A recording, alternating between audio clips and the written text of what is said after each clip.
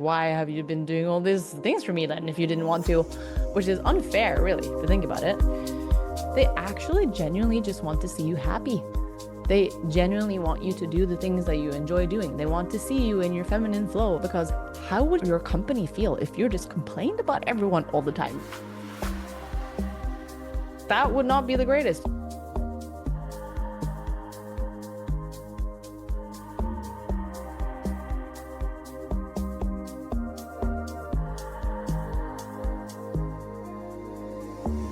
Okay, my ladies, we're gonna dive straight into three things that you have to stop doing today if you want to see success in your relationships and in your business. And I say all of this with love, and I say all of this from experience, because believe me, I've been there. So let's just let's jump straight in, shall we? So, number one, the number one thing that you have to stop doing in your relationships, if you're in a relationship with a man, or if you've been in a relationship with a man, is to stop mommying him. Stop mommying him. And the biggest reason, the main reason why you have to stop doing that is because no one wants to be intimate with their mother. It's not sexy.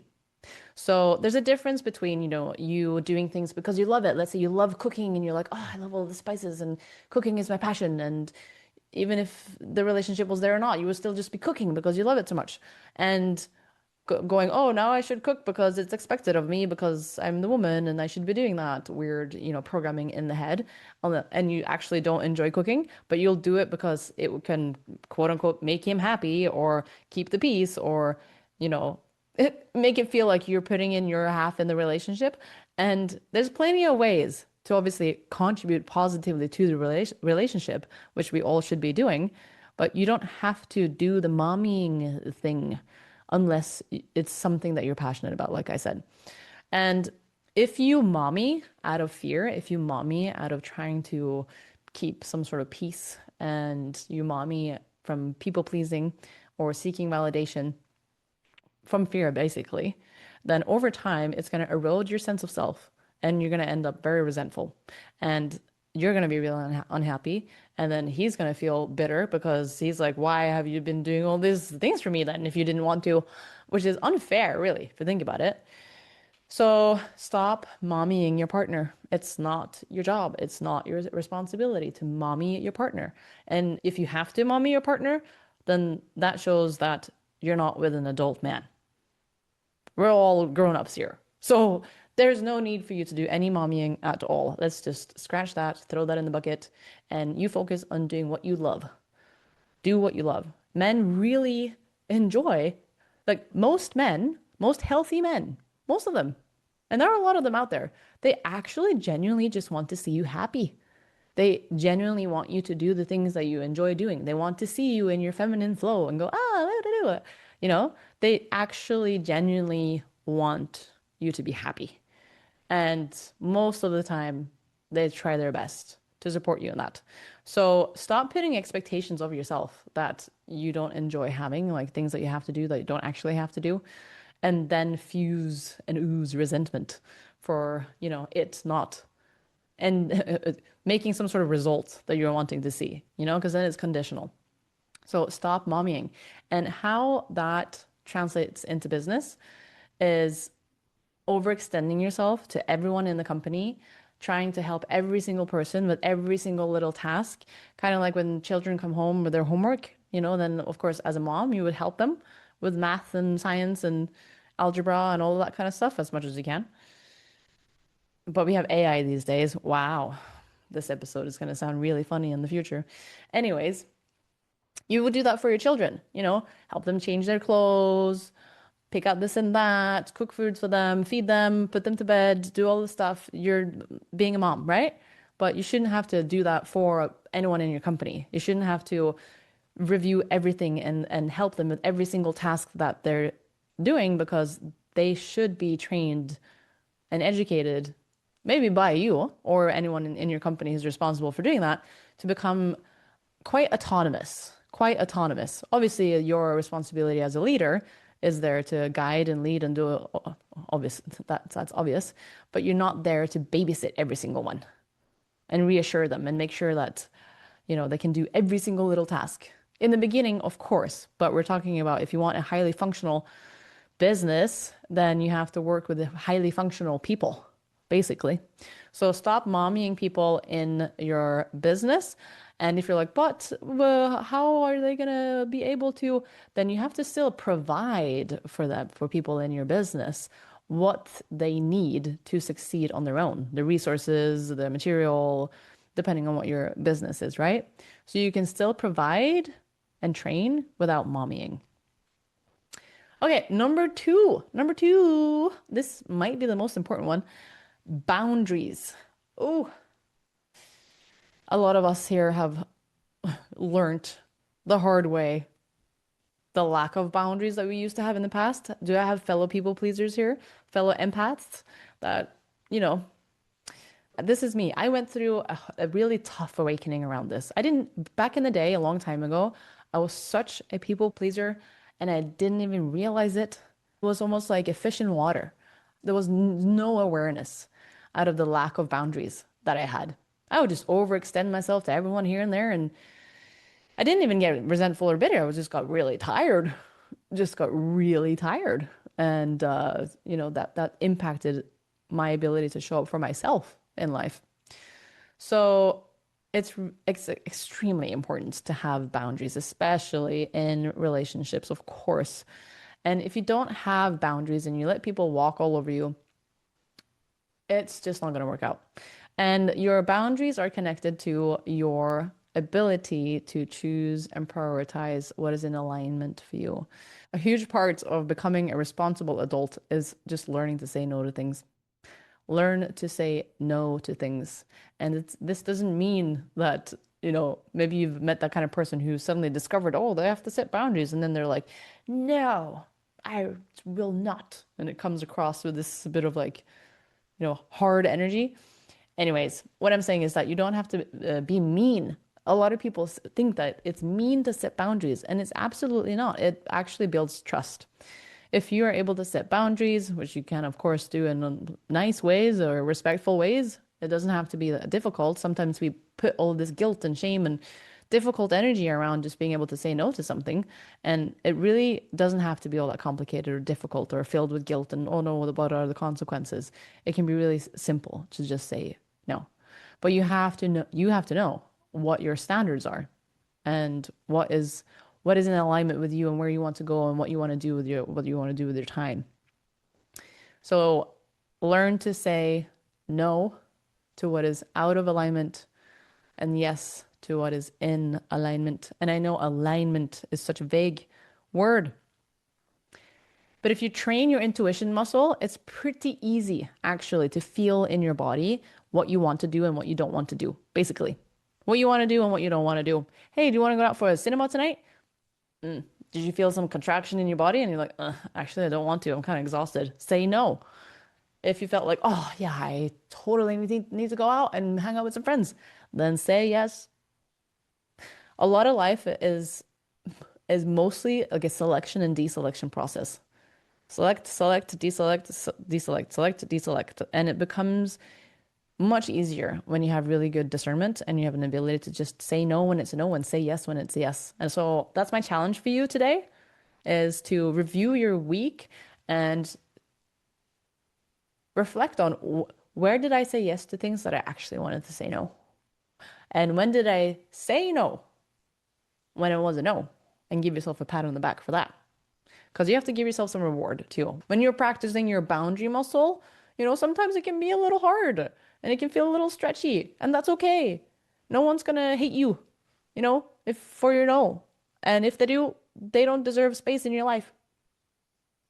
That's another boundary. So there you go. It becomes very easy also to discover who is worth your precious time and energy. Those are your biggest assets, your time and your energy. So yeah, be mindful, have discernment, tune in even more. I know we've all done lots of work here and we've practiced a lot of this stuff. And it might feel like we're going back to basics here, but we really have to do a refresher sometimes and look back and skim where did it was there did I do that? Because over time, if you say yes to things where you're actually a no, it just feels like you're devaluing yourself. And over time, it will erode your sense of self. And if you do the opposite, if you set your boundaries and you say yes to things that are yes and say no to things that are no, over time, you'll start just feeling good in your body. Like you'll just feel like, oh, I can trust myself. And that is a feeling that is priceless. So that was number two. Number three is complaining instead of requesting. And for this one, I know it can be so tempting to just complain and whinge, and you didn't do that, and that's so annoying, and blah, blah, blah. And it feels like, oh, it's emotional venting, basically. And I know that for the ego, it really just wants to do that. And I'm not saying that there's no space for emotional expression. But what I'm saying is, if you are only complaining in a relationship and that's your way to make a request for change, the person who's on the receiving end of that might eventually begin to dislike you. Because especially for guys, continuous complaining is pretty much just saying over and over again, you're not good enough and you're failing. You're not good enough and you're failing. You're not good enough and you're failing. And if they keep on hanging around with that energy, they're just going to be like, oh, you're like just not fun to be around. Like, hate to say it, but who likes to be around like complainy, whingy energy all the time? It's exhausting. And it's exhausting for you. So you're not doing this for them. You're doing this for you because you don't want to be in complaining energy. It's not fun, right? It's not fun to be bitter and resentful and feel like you're complaining. So there's a difference between vulnerably sharing your emotions and just venting and complaining. And I'm going to do another episode around how to emotionally regulate yourself, how to do healthy emotional expression, how to avoid reactivity, all that stuff. That will be in another episode. But here, just again, do a scan. Am I complaining when what I can do instead is requesting? So instead of saying, you never do the dishes and that's so annoying, you can say, hey, would you mind doing the dishes in the morning or whenever after dinner, whenever it is that you want to do the dish, him or her to do the dishes, and then say how much that would mean to you. Like that would make me feel really supported. That would make me feel much better. Or that would, say how it make you feel better and how that would remove something that's a burdensome to you. Hey, when I'm in the kitchen, I'm doing all these other things. It would be really helpful if you could do the dishes, and that would make me feel like we're a team and that we're doing this together. And then ask a question like, hey, would you be okay with doing that? And I get that making a request sometimes doesn't necessarily feel the easiest. And what you want to do is just say, oh, you never do the dishes, and it's so annoying. What you're actually wanting is just for him to do the dishes and like just X out the dishes and insert whatever else is that you need that is happening because they're actually making a request in the complaint. And sometimes women think that if they just complain about things, they'll just understand what the requested is. Well, if I just complain about it, then he should get that I want him to do the opposite, like duh. But you don't expect that. Don't expect that they will get it because a lot of times they won't. And it's much easier for them to just be direct with them and just ask for what it is that would feel good to you. And instead of then a complaint that triggers, I'm not good enough, that triggers disconnection, and then you're more resentful again because now you can't express yourself in this looping cycle of negativity, make a request and ask for what it is that you need. Because then you're instead giving them an opportunity to help you. And that feels motivating to them.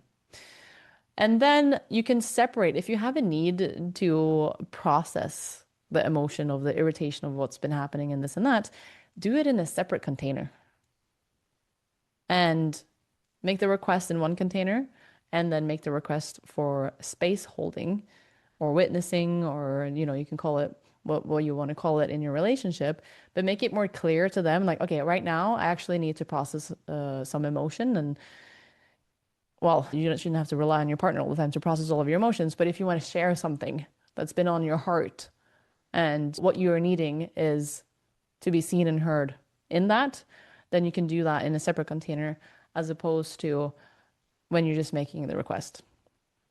So that's a way to simplify it. I'm just going to drill that one in because I get it. It can be so easy to just want to complain, but instead start training your muscle on just making requests and asking because guess what? They'll want to do it. They will want to do it.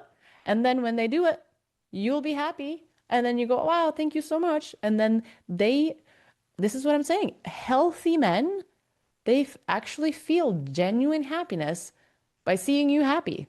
It just feels like, all right, then okay, everything is on track. But they just don't want to be scrutinized and criticized and made feel like nothing in the process. They want to feel like, wow, okay, cool. I had a contribution to that without getting a complete ego destruction, you know? So just putting that out there. And I'm saying practice it because sometimes it can be challenging to be more vulnerable. When we're asking for something, we're more vulnerable than when we're just flinging out a sarcastic comment. So practice that vulnerability and asking and see, oh, oh my God, my brain almost wanted to say do a split test. You've been in business for a while when you start to split test. Okay, you don't have to do a split test on implementing different strategies of communication in your relationship. You can if you want to. But what my point here is, you will see if you start to implement that, then you can compare. How well did it go down when I just was really sarcastic and passive aggressive and complained and made a terrible comment? And how well did it go down when I was vulnerable and I made a simple request? Ask them if they can do it. You will see a stark difference. And again, this is not to cause any emotional suppression or for you to act like you're happy when you're actually really unhappy about something. Absolutely not. Still honor your feelings, but still try to shift more over into making requests rather than complaining. And this translates into business. Why? Because how would your company feel if you just complained about everyone all the time?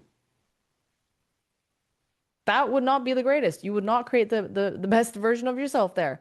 So again, if something goes down, if someone doesn't follow through, if someone makes a mistake in your business, oh my God, is it the same? You would make a request. Okay, I see that, you didn't file the report for the 2000 and this, and that made a accounting mistake, and now we lost some money.